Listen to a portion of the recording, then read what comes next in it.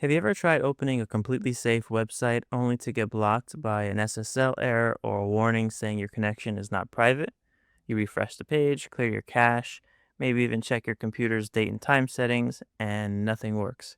Well, here's something you might not know.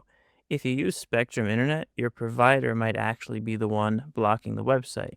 Spectrum has an automated security feature called Spectrum Security Shield on their Wi Fi routers, and sometimes that system can flag a website as a false positive.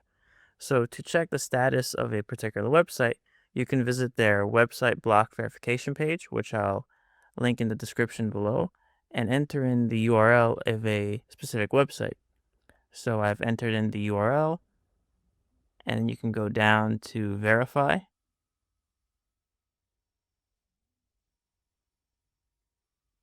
and then it will tell you the status. And if the website is blocked, you can enter in your information and some comments and submit an unblock request. So there you go. Hope this helps with your website SSL errors you might be facing. Thank you for watching, and I'll talk to you next time.